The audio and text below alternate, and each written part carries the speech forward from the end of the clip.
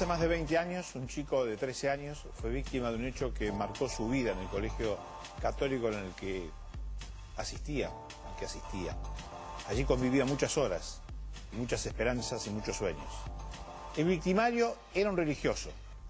Venciendo el miedo, la vergüenza y hasta la culpa, años después tuvo el valor de hacer la denuncia. Ese fue para Sebastián Cuatromo solo el comienzo de una larga búsqueda de justicia con muchos obstáculos y sinsabores. Una búsqueda en la que se comprometió con todas sus fuerzas. Y esta es la historia que nos cuenta Miriam Levo.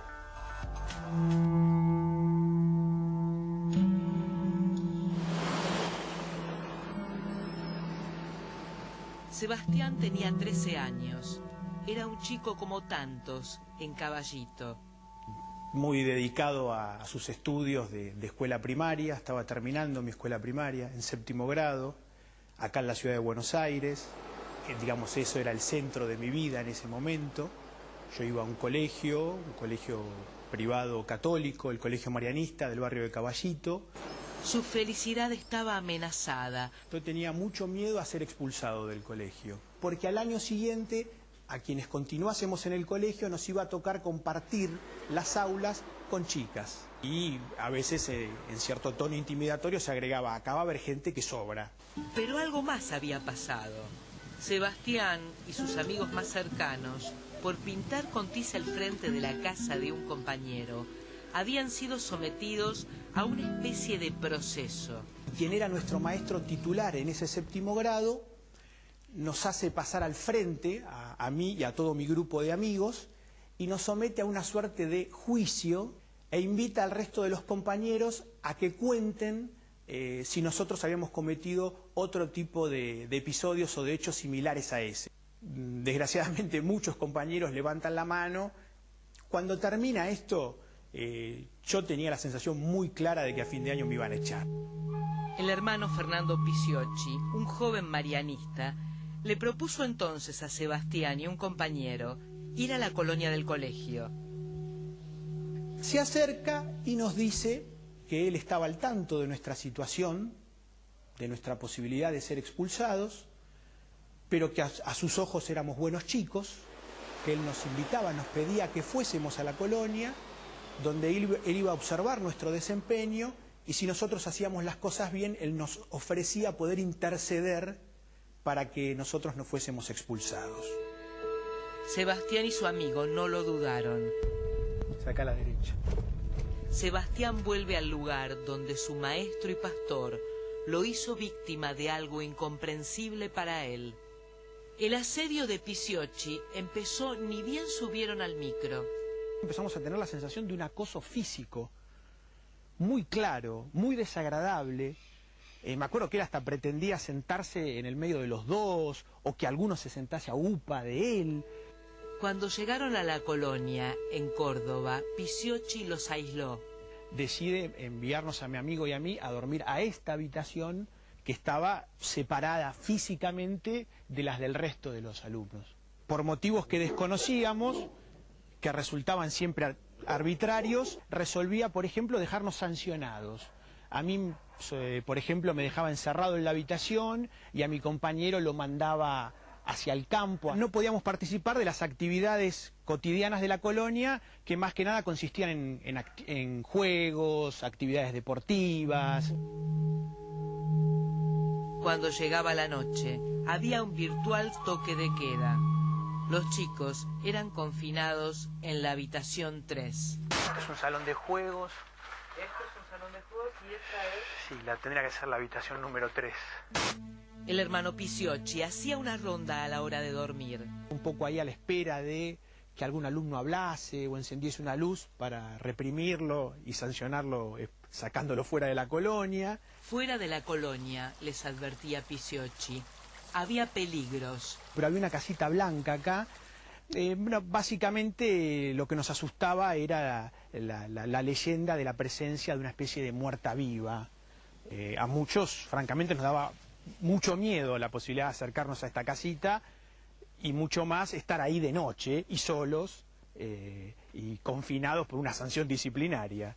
Al final, el religioso entraba a la habitación número 3. Se sentaba sobre la cama y y comenzaba su agresión, con su agresión física, con sus manos, con su boca,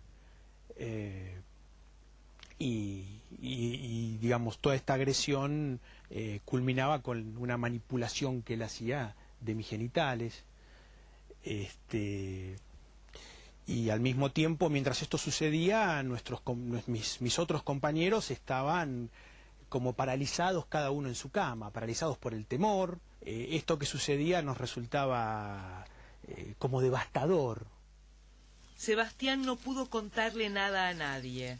Volvió a encontrar al hermano Piciocchi en la biblioteca del colegio, después de hora. En uno de los patios del colegio, completamente desierto a esa hora, él vuelve a agredirme, por la fuerza apoya mi cuerpo contra el suyo y ahí vuelve a agredirme una vez más. Yo atravieso mi adolescencia y mi primera juventud en silencio con respecto a este episodio. Pasaron los años. Piciocchi dejó la orden y Sebastián lo perdió de vista. Venciendo la vergüenza, el miedo y la culpa, empezó a buscar otras víctimas. Sus compañeros de la habitación 3, un chico en el ómnibus al regreso de Córdoba. Los abusados por Piciocchi se multiplicaban, pero solo uno aceptó acompañarlo en la denuncia. El juez Mariano Vergés procesó a Piciocchi por corrupción de menores agravada. Pidió la captura nacional e internacional del acusado, pero el ex religioso huyó del país. Hubo una compensación económica pagada por el colegio en reconocimiento al sufrimiento de las víctimas. También una intención de asegurar el silencio de Sebastián, que él consiguió fuera declarada nula por la Defensoría del Pueblo.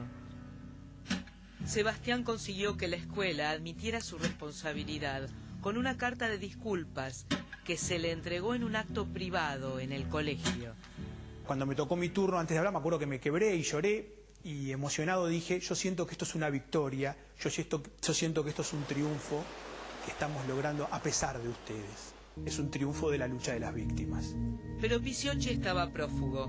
Sebastián descubrió que por errores burocráticos ni la orden de captura internacional ni la nacional se habían hecho efectivas. Para mí fue un verdadero parteaguas como querellante, porque a partir de ahí decidí comprometerme personalmente en todos los vaivenes que pudiese tener esta causa. Fui a la sede de la Dirección Nacional de Migraciones, de la Prefectura Naval Argentina, de Gendarmería Nacional.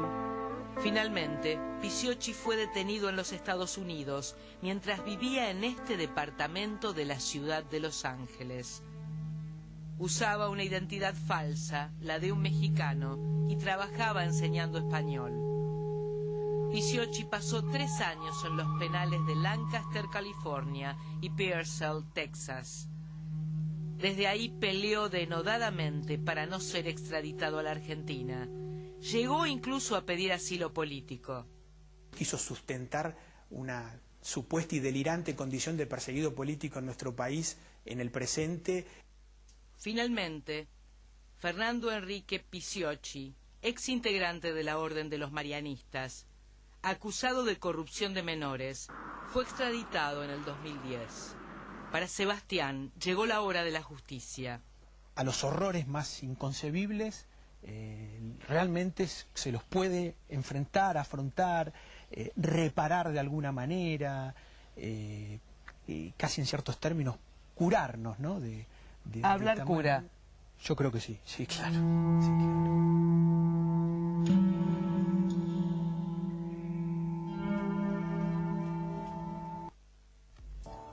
Y hay fecha señalada. El martes próximo se inicia el juicio. ¿Qué se puede esperar luego de tantos años de espera, Ricardo Canavetti? El juicio va a empezar, como usted bien dice, el martes y va a durar 7 días.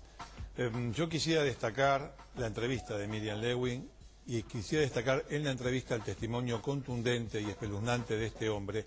¿Por qué le digo esto? Porque tiene mucho que ver con lo que va a pasar en el juicio. Fíjese que más allá de lo que a él le pasó, acá hay un mensaje para los demás, para la generalidad. Pero en cuanto al juicio propiamente dicho, el testimonio de este hombre ha sido invariable a lo largo de los años. La fuerza de esa coherencia se supone, se espera, va a ser contundente al momento de desarrollarse el juicio y de escuchar la acusación y cómo se sostiene esa acusación. No es un hombre, Sebastián, que ha hecho altibajos en su declaración.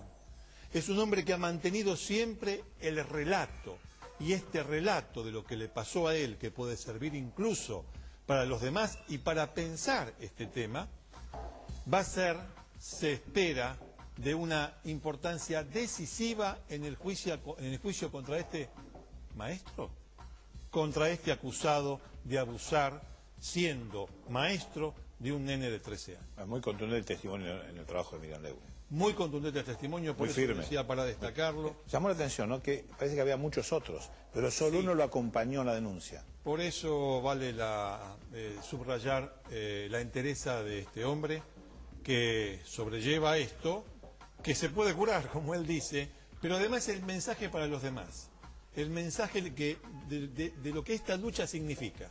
Y volviendo al juicio, atención, un testimonio inconmovible a lo largo de los años. Eso tiene una importancia jurídica muy grande. Y toda lucha contra la impunidad. Contra la impunidad, Vale destacarlo. por supuesto. Desde eso se trata. Vamos a hacer la pausa ahora.